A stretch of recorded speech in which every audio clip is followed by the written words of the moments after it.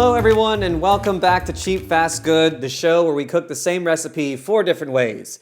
Cheap and fast, fast and good, good and cheap, and then finally at the end with no restrictions whatsoever. If you're new to the show, we have rules for each category. You can find them in the description of this video below. Today we're making pepperoni pizza. The recipe is super simple. Pizza dough, tomato sauce, mozzarella cheese, pepperoni pizza.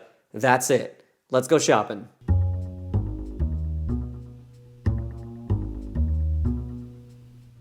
So for this trip, we're back at H-E-B, and I'm starting off with this thin and crispy pizza crust for $3.28, this H-E-B traditional pizza sauce for $1.62, H-E-B pepperoni slices for $2, and then this H-E-B low moisture whole milk mozzarella for $2.78. And with sales tax, that brings the total price of our pizza to $10.48.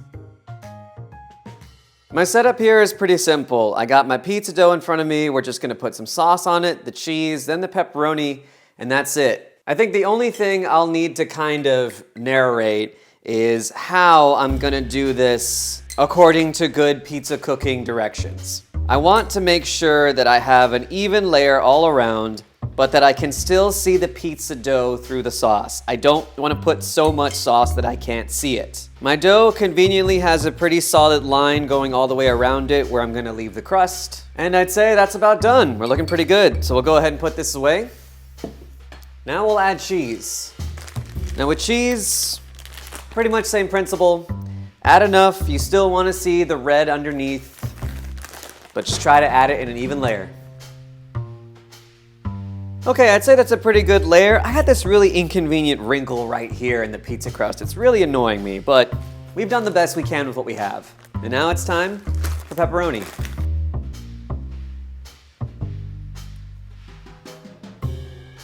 And I'd say that is about done. Also, I have to do this. Hudson, come. I need to pay the dog tax as well. Ready, buddy? There you go. Good boy, good catch.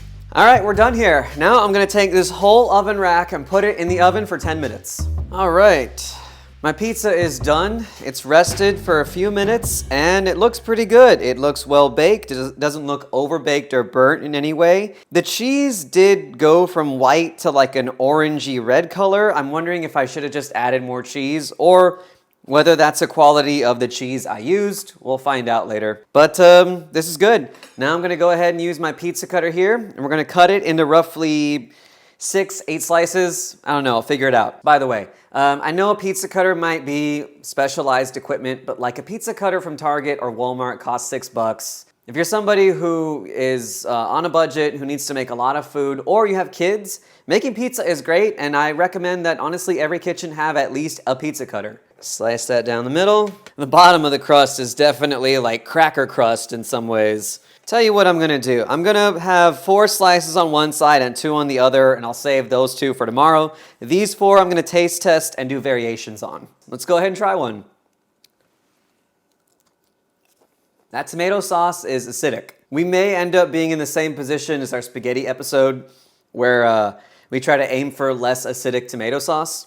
Also, it's just very thin. Like, I could eat this whole pizza and I would barely be full by the end. I do think I should have added more cheese. That's my fault. I'm also not tasting the pepperoni all that much. It's getting lost in the overpowering taste of the tomato sauce. Yeah, really, it comes down to that sauce. We need better quality sauce. And I need to use more cheese. Okay, let's talk variations. So with most traditional variations, you've got things like red pepper flakes, Parmesan cheese, the powdered kind that I'm not really a big fan of. For this, though, we're gonna do 2 things that are maybe considered kind of different. We're gonna try olive oil, right? Really, really cheap olive oil and see what that does. So I'll just go ahead and take the slice I've already taken some bites out of and see if I can put a tiny little drizzle on it. And got a good 3 drops on it. Let's try this. Okay. That's actually quite an improvement. That's good. Okay, so if you need to make cheap and fast pizza and you want to elevate it a little bit, really, really cheap olive oil is the way to go. For the next variation, I want to get a little more ambitious. There's a Bon Appetit episode of It's Alive that talks about fermented garlic honey. I've actually made it before and used it on pepperoni pizza, and it's really good. We obviously can't repeat the same process because fermentation takes a long time. So we're gonna do our best to try to approximate the same thing. I'm gonna put some honey in a bowl with some olive oil, some apple cider vinegar, some garlic powder, a little bit of, a little bit of salt, and then for heat, I might add a little bit of red pepper flakes. Let's go. Little bit of olive oil, not very much at all. Also a very small amount of apple cider vinegar. Vinegar in general is just a very, very overpowering flavor. We want to add like maybe a quarter teaspoon of it, if less. Okay, that's good. All right, we'll add a good dash of this, probably like that, not too much. Let's go ahead and just taste this as it is. More garlic. And this is definitely giving me sweet heat vibes, so we're gonna add a good amount of this. Let me see if I can get GoPro footage of what this looks like. Let me take a scoop. Let me kind of show you. That's what it is. All right, and then we'll go ahead and we'll just drizzle a little bit of it on a slice of pizza. Like that. Let's see if this genius plan of mine works. It's an improvement, but I think the acidity of the drizzle from the apple cider vinegar is just mixing together with the acidity of the tomato sauce, and so it's just not popping. Using straight olive oil, to me, was the better option. All right, y'all. And with that, we're done. Let's move on. Wait, I lied. Because as I finished one of my slices, I got to the crust. And let me just eat this bit here. Oh. That crust is not good on its own, y'all. And I try my best not to criticize cheap and fast food, but really, that pizza crust is terrible. We can do better, so let's do better.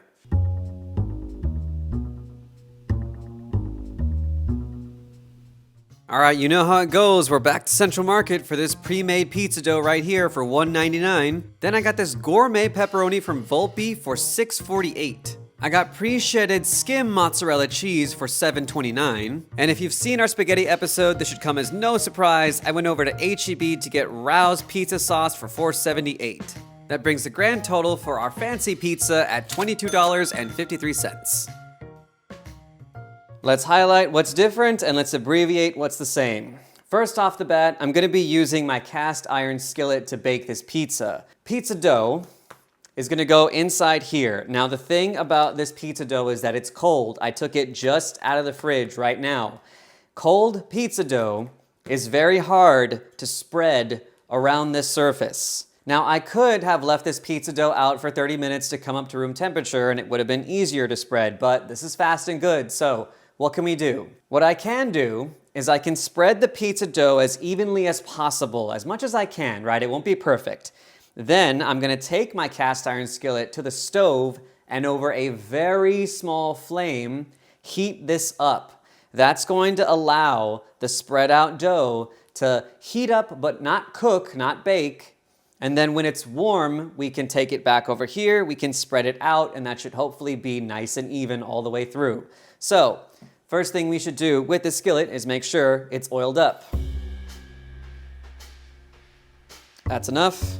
We'll go ahead and we'll just roll it around, take the dough out of the container, and then we'll just kind of spread it out with our hands, and then we'll place it in the skillet and begin to push it out. Now this dough, this dough is definitely fighting me. Now I'm gonna stop. I'm gonna take it over to the stove. I'm gonna heat it up. We don't really need the cameras to follow me there, so with the magic of editing, and you can see we have it like this. Now it's still not fully covering edge to edge, that's fine. One other thing that's different, our oven is preheating and it needs to be hot, really hot. My oven is preheating to 500 degrees. I was tempted to go all the way to maximum at 550. I decided to err on a little bit of caution so that I could watch my pizza and make sure it wasn't overcooking. Let's add our sauce. This is pretty much the same as it was last time. Now, let's add our cheese.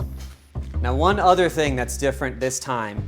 I'm gonna be using the shredded mozzarella cheese for most of the pizza, but for 1/4 of the pizza, I'm gonna be using this mozzarella cheese as a variation. Small note about fresh mozzarella.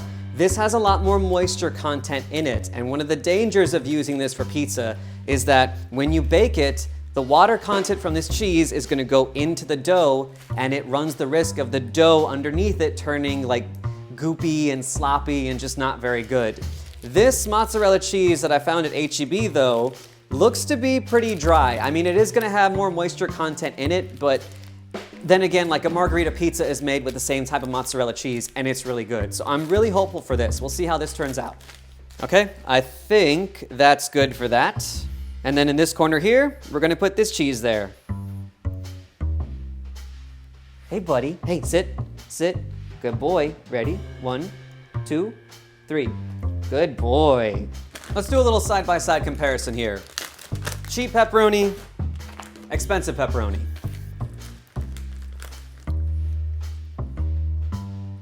I mean, it's pepperoni, so there's obviously hints of like strong spices, but not spicy. This, however, ooh, okay. This definitely has a funkiness. Maybe it's been aged longer than this. Maybe this hasn't been aged at all. I don't know. I'll tell you one thing though, they're definitely bigger slices. That's for sure. All right, we're done. I don't know how long it's going to bake. My strategy is just going to be to keep an eye on it. When it looks like it's done or just before it's done, I'll take it out, let it cool down, and then we'll come back here and we'll taste it. All right, here we are. This baked for about 10 minutes and this is unbelievably perfect. There is just enough browning on the outside of the pizza with the cheese. The pepperoni, I thought I put too much, but it shrunk a little bit in the baking process, so now it's just a perfectly covered pizza. The fresh mozzarella also melted down all the way and looks everything like, I'm blown away, y'all. Come on, let's go ahead and do this. All right, oh yeah, look at this. I'm gonna slice this also one more time, so we get 8 slices, but these are nice and thick. See, if I ate this pizza, I'd be full. Look at this. Look at this. Look at everything that you see here. Look at this back here as well. Let's try this. This is perfect. I love this. I would make this every single day and I would serve it to, this is date night. I'm making my goal to try to impress a lady with this. As good as it is, let's go ahead and try the portion that had the fresh mozzarella on it. And let's see here. The fresh mozzarella, noticeably less salty, which means there's less mozzarella flavor. It is very subtle. It is very much in the background. It's letting the strong flavor of the pepperoni speak and the sauce as well, and the crust. And the crust, thank God, the crust actually tastes like something. But there's a lovely creaminess to this fresh mozzarella. And of course, the texture, it's noticeably more chewy. Let's get into some variations. I love spicy food, so I obviously have this. Let's throw a little bit on. Let's throw a lot on. What am I talking about? Yeah. Ain't nothing wrong with that. Olive oil. Let's see if it's, well, it's been 2 for 2 for spaghetti and pizza, so let's see if it also does something. And this is also the expensive stuff. I actually don't think this adds too much. On the cheap pizza, olive oil would have been great, because I think the cheap pizza was lacking in a lot of complexity. This has complexity, and I think this, or at least too much of this, kind of just serves as a distraction.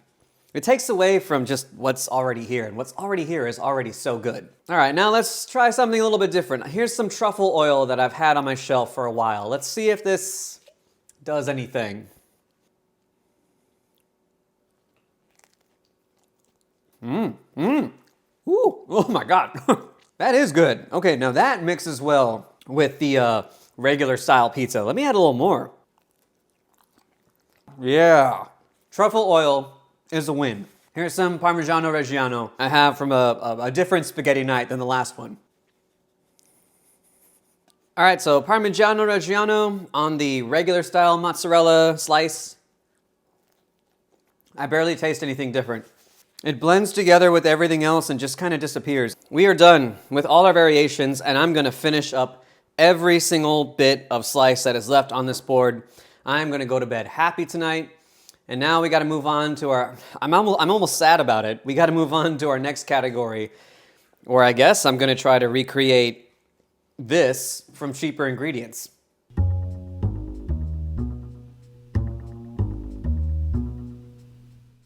This is a whole head of garlic. This is a mason jar. This is a container of honey. This is apple cider vinegar. And we are going to make fermented garlic honey. This is gonna take about a week, maybe more. I'm gonna check on it as time goes on. First step to do with this is to take the entire head of garlic and put it in the mason jar. Then we take our honey and we pour it over the garlic. Okay, I think that's good. We are gonna add 2 teaspoons of apple cider vinegar to this mixture. If you make this at home, do not skip this step. The apple cider vinegar is to make this whole mixture acidic. The reason why you want it to be acidic is because if it isn't, this could become a breeding ground for the bacteria that produces the toxin that causes botulism.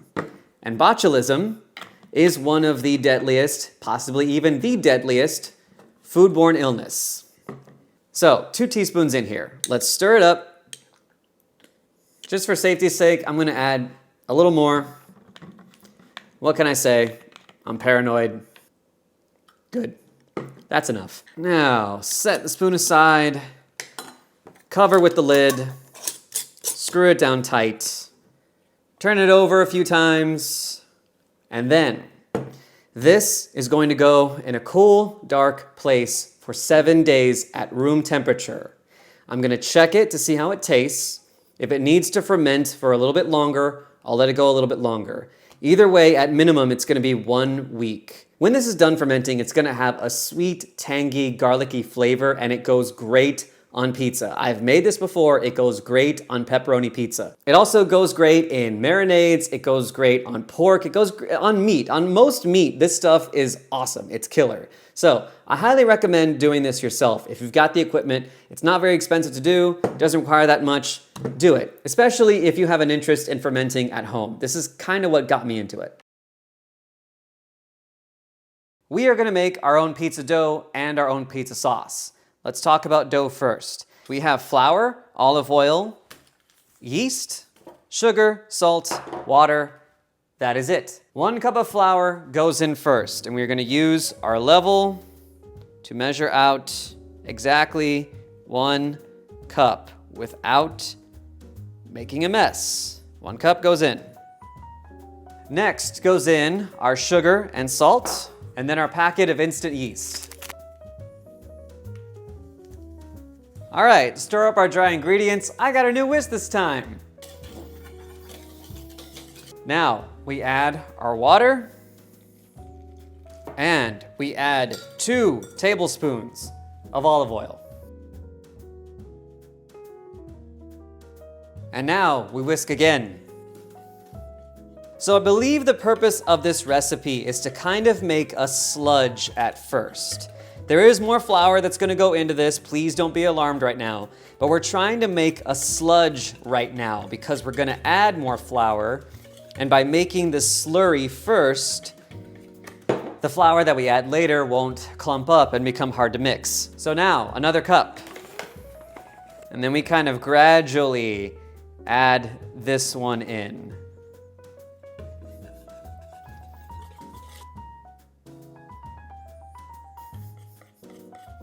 Now, if you're wondering why I'm doing this by hand, look at our rules down below. I'm not allowed to use any specialized equipment for this recipe, meaning I can't use this thing back here. All right, I have reached a point in my dough where it is starting to get very, very thick and definitely too thick to whisk anymore, so I'm going to move to my hands. Now, as you can see, the dough is still quite sticky, but it is starting to pull away from the sides of the bowl. So I'm just gonna add flour a little bit at a time until it becomes something I can easily hold in my hand. All right, now our dough, I believe, is done. It is still a little bit sticky. So I'm gonna go ahead and stop mixing there. I'm gonna put this dough ball back down. I'm gonna take a separate clean bowl, and whatever olive oil I have left in this, I'm going to line the outside of the bowl. With a small amount of flour on my hands, I'm gonna take our slightly sticky dough ball. I'm going to place it into the bowl. We're gonna line the dough with the olive oil, and that is gonna make it a lot easier to handle. You can see, no problem with stickage now. Now I'm just gonna go ahead and roll it up a little bit just to kind of shape it into something kind of nice. I'm gonna place this little dough ball here into the bowl. I'm gonna cover this with plastic, and then this is very specific. Most pizza dough recipes say to leave this at room temperature for 30 minutes to an hour until the dough doubles in size. I am not gonna do that.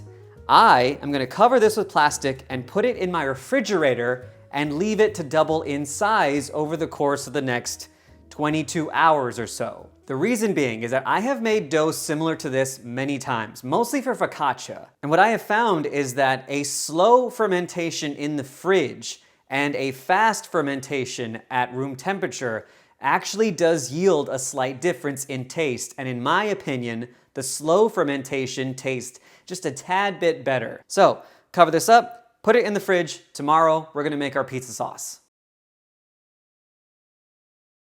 All right, y'all, so let's talk tomato sauce. I have a pot of boiling water going, and I have some Campari tomatoes set off to the side that we are going to peel.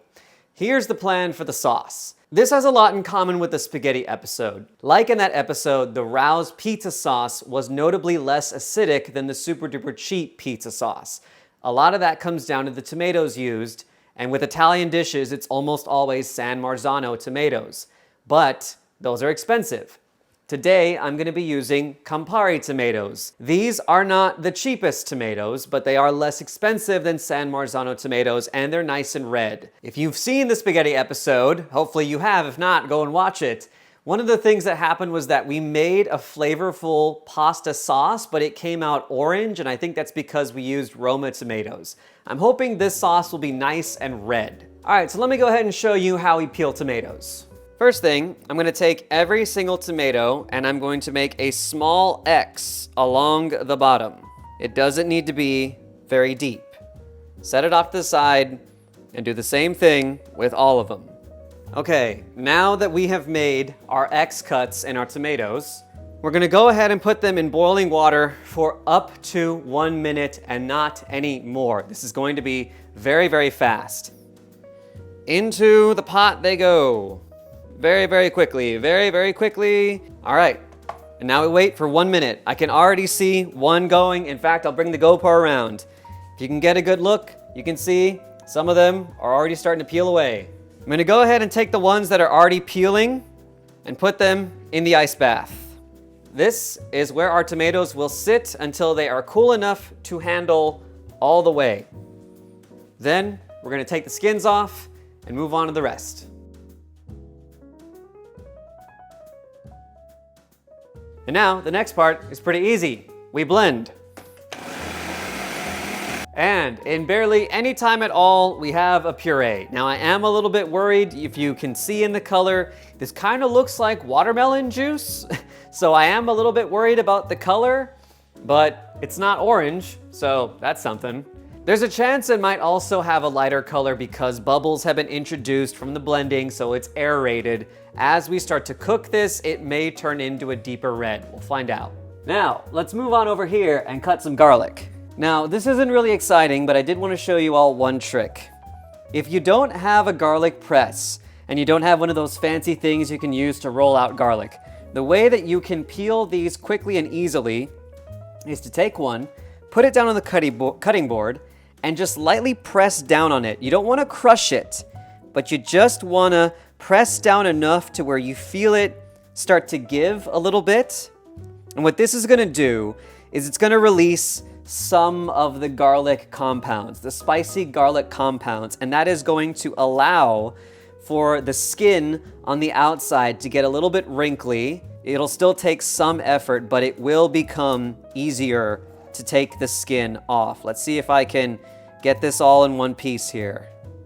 Let's see. Oh, close. Yeah, there you go, that one's done. All right, our garlic is chopped. Let's go ahead and cook it up.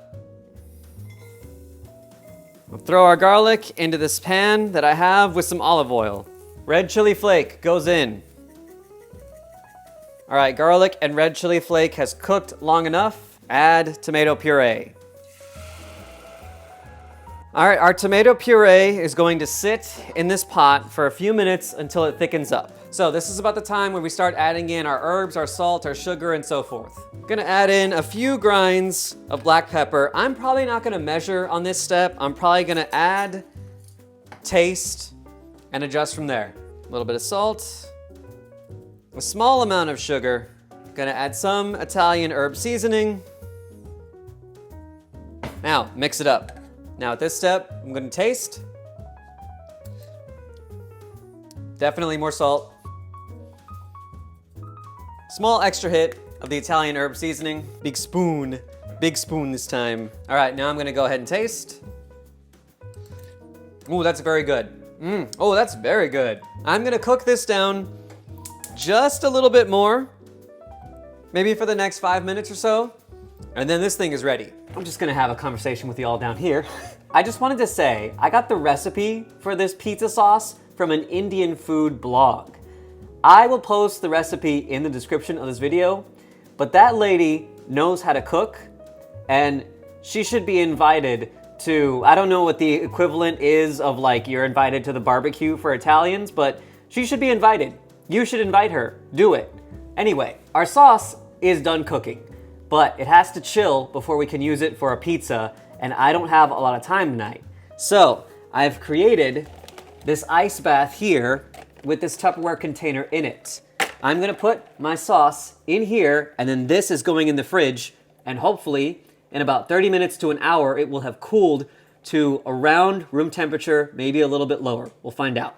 All right, here we are at the final stages. Our dough has doubled in size. You can see it here. It's even got some nice bubbles that are forming. Our sauce has cooled down enough to be used. Our skillet is ready, and my oven is preheating up to 550. We are going all the way to the maximum heat on the oven. I need to keep a close eye on it to make sure the pizza doesn't overcook. It's gonna be very quick. So, first order of business, oil the pan. Next up, take our dough, spread it out as much as possible in the pan, and I'm gonna give it a quick move around to get that oil all along the pan surface. Now, this is probably gonna have the same problem as our last dough. It's cold, which means it's difficult to spread out. So I'm gonna spread this out as much as I can, and then when I can't do it anymore, I'm gonna put it on the stove, warm up the pan. That should allow the dough to spread, and then we'll do the toppings. I can already tell this is gonna be a thicker dough than the last one. We may end up with more of a focaccia-like dough, which is gonna be very filling. All right, the dough has filled out the pan, and you can actually see from this corner, I had to remove some of it because it was too much dough. It was gonna be too big of a pizza. So we'll have a little bit of a corner that's not so pretty looking, but it does fit nicely. It is gonna be a thicker crust. So let's see what the results are. Now we got our sauce here. It is nice and chunky, and you can see the bits of garlic in it, which is my favorite thing. All right, I'd say that's good on our sauce. Now, let's go ahead and add the cheese. All right, I'd say that's enough. I am doing a slight change on the pepperoni. This is thick cut pepperoni, as opposed to the first time, which was thin cut. So let's see. I'd say this is ready. Now, this goes into the oven, and I'm going to keep a close eye on this the entire time. All right, y'all, the pizza is done and it looks beautiful. It has a gorgeous color and nice brown crust and a little bit of cheese that's just starting to brown on the outside, and it's just spectacular. It's also a thick boy. My God, this is a thick boy. This is kind of making me wonder whether I should do Chicago deep dish on my own time. It baked for about 8 minutes at 550, and then for the last minute, I turned on the broiler to get some heat coming down from the top.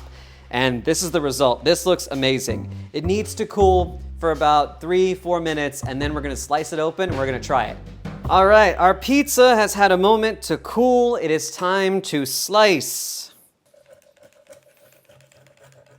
Oh boy, but look at this. Look how thick this is. This is a thick bread, boy. All right, so thing to note for next time. This might be a little bit too thick. Let's talk about our fermented garlic honey. This is more garlic than when I started. After a week, I tried what was fermenting. It did not have enough garlic flavor, so I added another head and a half of garlic and let it go another week. And now it tastes amazing. So let's try it by itself.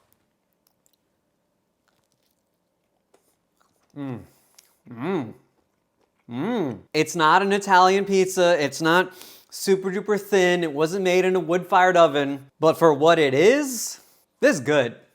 This is really good. The bread, just how thick it is. It's also really soft. I would even go so far as to say this might not even be pizza. This might be more of like a pizza focaccia. It is really good though. I might adopt this in the future. I mean, it might not be the pizza I make every time, but I love this like soft, pillowy pizza crust that just dissolves in your mouth with the cheese and the sauce and the pepperoni. This is incredible. Let's do our one variation that we have, which is we're gonna add a small amount of honey onto one slice here. It does not need to be a lot. The thing about fermented garlic honey is that when it ferments, the honey becomes super duper thin. You can see it there. It is no longer the consistency of honey, so we don't need to add a whole bunch. There we go, there we go. Just give it a quick brush and then we're done. Not a lot. Wow. That has a sweetness that you notice at the beginning, and then it kind of goes away as it blends into all the other flavors, and then it hits you again after you taste just the crust. So you almost get like a sweet crust that comes in. This really good. I think you have to be somebody who likes sweet and savory to like this on pizza, but that's me, and I think this is amazing. This whole episode is saving my life after the cheeseburger episode where so many things went awry and wrong. We hit it out of the park with this. Now, you at home might be thinking, what else could I possibly do to follow this up? I've already made my own pizza dough. I've already made my own sauce. There's clearly nothing else. Well, you're wrong. This is animal rennet. This is citric acid. And this is low temp pasteurized, non-homogenized whole milk. And we are gonna make our own mozzarella cheese. First step in the whole process is easy. We're gonna dump our whole milk, and I'm actually having to squeeze the bottle of milk because there is a glob of fat blocking the neck of this bottle. Hold on a sec. So this is pretty easy. We're just gonna add our whole milk to this pot, and then we are gonna heat this up until it is 90 degrees Fahrenheit. While the milk is heating up, I just want to showcase this brand. This was very, very hard to find. I had to go on like a Monty Python level quest to find low temp pasteurized, non-homogenized whole milk. So this is the brand. If you're curious about doing this at home, I recommend seeing if you can find the same one. All right, so that took hardly any time at all. I don't know if you can see it. I'm gonna go ahead and turn the heat off because this is a cast iron pot. It will retain heat. Oh, yeah, we shot to 93. Yep. All right, so the milk has had a couple of minutes to sit and cool for a little bit. We're holding pretty steady. We're going into like 91 now. This is a solution of dissolved citric acid, about 3/4 of a teaspoon in this water. and I am going to stir this into the milk while stirring the entire time and adding this in very, very slowly. I'm going to take 1/4 teaspoon of rennet, add it into 1/4 cup of water, and then we're going to stir that in. Same thing as before, I want to be stirring the entire time while I slowly add the rennet solution. Now I'm going to count up to 20 seconds. All right, 20 seconds have passed. I'm going to immediately stop stirring, take a lid, and cover the pot, and let this sit for 5 minutes. All right, so the milk has been setting for 5 minutes, and I got the GoPro really close, and I want you to be able to see what's happened. So by now, the curd of the milk has separated from the whey. And I'm gonna try to illustrate sort of what you can see right there. Let's see if we can kind of make it clear that there is a layer. There's a layer of curd that is sitting on top of a pool. There we go. We can kind of get it there. It's like Jell-O. And we're just gonna line the pot to let the curd pull away. Now, here comes the next part. We have to make cross-hatch slices into the curd. Being very careful not to scratch the bottom of the pot, too much. We don't want to damage it down there. And the whole thing is kind of spinning around. There we go. So I'm just gonna make a couple of slices this way. Yeah, the whole thing is spinning. You might be able to see that. I think we're good. You can very clearly see that there are crosshatch slices in here. Now we're gonna heat this back up just a little bit. This time we're going for a final temperature of 105 degrees. Now we want to be able to stir this liquid, but the curd is very soft. So one of the ways that I try to stir the liquid is I take my 2 oven mitts, I grab the handles of the pot, and I kind of just give it a little bit of a gentle shake. I'm not vigorously shaking because I do not want to break the curd, but I am giving it a little bit of a swirl, and that's going to allow some of the whey underneath to circulate and stir just a little bit.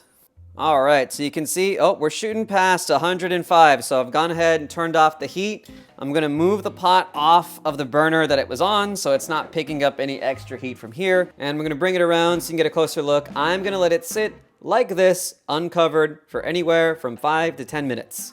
All right, our curds and whey have been sitting for about 7 minutes. Now we're gonna take a slotted spoon.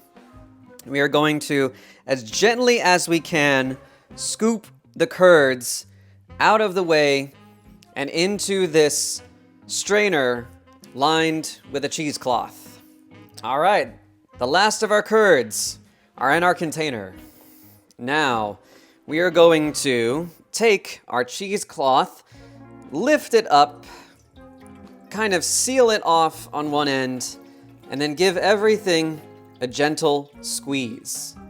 And we're just gonna try and get as much whey out as we can. We don't need to squeeze out every single bit of moisture, and we certainly don't wanna squeeze it so hard that the curds start to poke through the cheesecloth. At a certain point, however, we should be ending up with a pretty good mass of solid curd. Now, I'm gonna take this, I'm gonna put it off to the side in a smaller bowl. I'm gonna move this to the sink. This is gonna go back into the pot. Our block of curd is gonna go into that strainer in the sink, and it's gonna drain with the help of gravity for 10 minutes. I'm going to salt this whey heavily. Then I'm going to heat this whey up to 185 degrees while stirring it to incorporate the salt. By the time this reaches temperature, our block of cheese will probably be done draining, and we can move on to the final step of the process. All right, so our curd has had a chance to drain, and you can see if I'm very gentle with it, I can hold it in my hands as one piece. Our whey has been off to the side. It has been heated up to around 180 degrees. Now, I'm going to pour this hot whey over this cheese. And then I'm going to leave it like this for 3 minutes. And with thermal gloves on, because my hands are about to take the worst jacuzzi trip of their life, I'm going to, oh, that hurts. Take the cheese out, hold it by one end, and allow gravity to drag the rest down. And I can only do it for about a few seconds before it needs to be warmed up. So, go back in.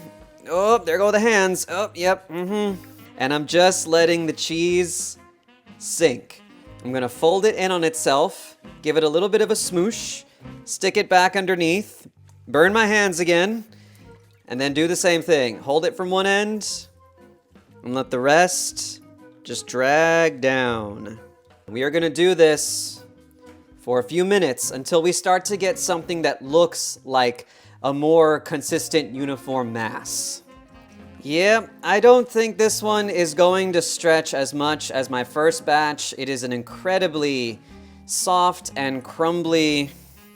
Oh, I lost a big chunk too. It is an incredibly soft and just kind of chunky looking curd, which is a little bit disappointing because my first batch definitely came out looking a lot more solid and uniform than this. This is a shame, but if I let this dry out, hopefully it will taste amazing. What I'm hoping for with this is that this will have the same chewy texture as the fresh mozzarella we used before, but it'll have more salt so that it'll have more flavor. I'm gonna just sort of do my best to kind of shape this guy into a nice, pleasant little ball. And then I'm gonna take this bad boy and I'm going to wrap him in plastic. This is what we have. Not perfect, but good enough for now. I'm gonna put this in a bowl. I'm gonna put that bowl in the fridge. We're gonna see if bringing the temperature down allows this thing to firm up just a little bit. And I should say one more note. Even if this ends up being a little bit crumbly and not as firm as the fanciest fresh mozzarella, I'm making a pepperoni pizza, not a margarita pizza. So I'm not too worried about trying to preserve the shape of the cheese. It's all gonna end up crumbled anyway. So let's go ahead and put this away for tomorrow. So I think I was a little self-conscious about my cheese yesterday because after 24 hours in the fridge, this thing is firmed up by quite a little bit. I'll go ahead and show you. It's nice, it's solid, and it tastes amazing. Let me show you why I was self-conscious in the first place. So this right here was my test batch of mozzarella. And you can see it's got, I think it has a better shape. It definitely is a bigger size. This is what it looked like here. And when I was heating it up, it was stretching like they do in all the YouTube videos, whereas this one kind of clumped together. What I would say though is that while this one has a better look and more yield, the flavor on this is very, very weak. I think that's the only word I can use to describe it. Like I wouldn't even say mild, I would just say weak. This, on the other hand, tastes like mozzarella. It has the flavor of mozzarella, and it also has this like added note of milk fat to it that is really, really good. And I'm really hopeful that the texture of this will be as good as the fresh mozzarella from the Fast and Good, while also having the flavor that I'm going for. Now, let's talk about our dough. So I have followed the same recipe as I did for our Good and Cheap. However, I did use con olio olive oil for this. If you don't know what con olio is, watch my YouTube shorts. This stuff is pretty good. Now, as much as I did enjoy big boy thick pizza, I do want to try and go for something a bit more traditional this time. So, I'm actually going to use a little less than half of the dough. This might be sacrilege to cut a piece of dough like this, but listen, I'm doing what I can, right? So this right here is going to be my final piece of dough. It should hopefully stretch out as best as it can once it's been heated up. This I can freeze and use for another pizza later. So for pepperoni, I'm using Volpe. This is the pepperoni from our Fast and Good portion, and it was better than the H-E-B pepperoni by quite a large distance. This stuff is really, really good. The way that I would describe the difference between this pepperoni and cheaper pepperoni is cheaper pepperoni has what I can only describe as like a sour flavor to it, right? I think you all can like picture that in your mind. This has spice and it has some acidity, but it's not sour. And the pepperoni flavor really comes through. Now, let's talk about sauce. I did make a second sauce. I made a second sauce with San Marzano tomatoes. These are leftover San Marzano tomatoes from the spaghetti episode. And I wanted to make a second sauce for this for one major reason. I really like San Marzano tomatoes. I do. I absolutely hate how much more expensive they are to other tomatoes. I want to do a half and half pizza. One half being this sauce that I made myself for the good and cheap category, and the other half being this San Marzano super duper fancy expensive sauce, homemade as well. And let's go ahead and do a little taste test while we can. Using the San Marzano can of tomatoes, we definitely have more sauce overall. This is a much bigger yield than using the fresh Campari tomatoes that we pureed in the blender. But let's go ahead and give this a taste. So this is my sauce with Campari tomatoes that I boiled and peeled myself. Okay, so that is a very robust sauce. Oh, it's also really spicy. I love it. Now let's try the sauce made with super expensive San Marzano tomatoes from a can. This sauce is much milder. It is very smooth. That is the way that I would describe this sauce. It is very smooth and velvety, and the taste kind of hits you and then it very quickly goes away. The taste of this definitely hits you harder, and the Campari-based sauce also tastes a bit more like fresh tomatoes, right? It kind of tastes like you're biting into a fresh tomato, which makes sense because that's what we did when we made this. All right, enough talk. Let's go ahead and get things assembled together. My oven is preheating to 550, and I have my pizza crust laid out in my skillet. I've also gone and chopped up some nice big chunks of mozzarella cheese. They're gonna go on the pizza in like this. This is the sauce I made with fresh Campari tomatoes that were pureed and peeled by me. And I'm just gonna put it on one side. I'd say that is probably about good. This is the pizza sauce I made with the can of San Marzano tomatoes. I want to make sure that we do a good test for both of these. Now, I will go ahead and put my cheese on the pizza. Ready, buddy? Ready? 1, 2, 3. Oh, almost. Just gonna lay this down to just further indicate which side is which, right? This is the side with the Campari sauce. What I'm gonna do is I'm gonna tear one piece of pepperoni in half, and I'm gonna place it here to indicate that this side has my Campari-based pizza sauce. All right, now all we have to do is bake it. I'll come back when it's done. All right, so our pizza has been baked and it has cooled for about 5 minutes. I'm gonna go ahead and take it off the cooling rack. This is the side with our Campari sauce. This is the side with our San Marzano sauce. It looks like a little bit of it did kind of bleed together, so I'm gonna take my pizza cutter, and this is probably being a bit too picky, but I really do wanna make sure that we're only tasting one sauce or another. So I'm gonna very carefully come through here, and then I'm gonna come through on this side, and I'm gonna go ahead and slice this through. And we're gonna have a tiny little strip of pizza that I'll just go ahead and eat on my own. We'll put that aside. We have our 2 halves of pizza. I'm gonna try my Campari sauce first.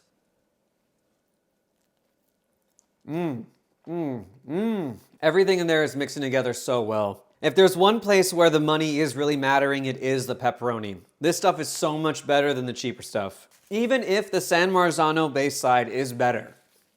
If I was eating this in isolation, I wouldn't have a problem. I think I'm gonna continue to experiment with other tomatoes than San Marzanos because I really dislike how expensive they are. And I really think that I can find a cheaper alternative to them. That being said, let's go ahead and try this side. Here we go. It is so mild that it blends together with everything else. I think it comes down to personal preference. I like to taste the sauce in my pizza. I understand there are some people out there who want the sauce to be more subtle and to amplify other flavors. I want my sauce to be loud. And you know, the crust of the pizza definitely was something more akin to like a traditional pizza, so it's a win there. Let me go ahead and get like a good amount of cheese because I want to see how our cheese tastes. I was hoping it would have more of the texture of the fresh mozzarella from Fast and Good. It doesn't. It has the texture of regular old shredded mozzarella. I would say it is marginally better, but the cheese itself is a lot of work, and you have to try and find super duper specialized milk for it. I think what I would try to do with cheese is just find a really good cheese shop and go buy it from there. But we're not done yet. We still have this. And brush a little bit of this on this side, and brush a little bit of this on this side. Now let's try the Campari side with the fermented honey. Oh my God. Whoa, whoa, whoa, whoa. That stuff's so good. My side is a winner, y'all. With this is the best pizza I've ever made. Let me try the San Marzano side.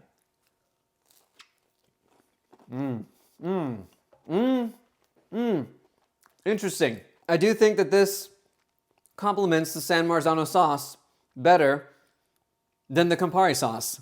I still prefer the Campari sauce, but that mixes together better with that one. We are done.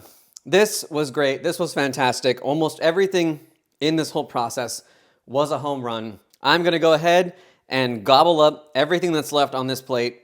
If you have been watching this video the whole time, thank you so much. If you liked what I did here, please leave a comment, please subscribe, please ring the bell. We have one more episode left in season 1, but until then, go cook something amazing, and I will see you next time.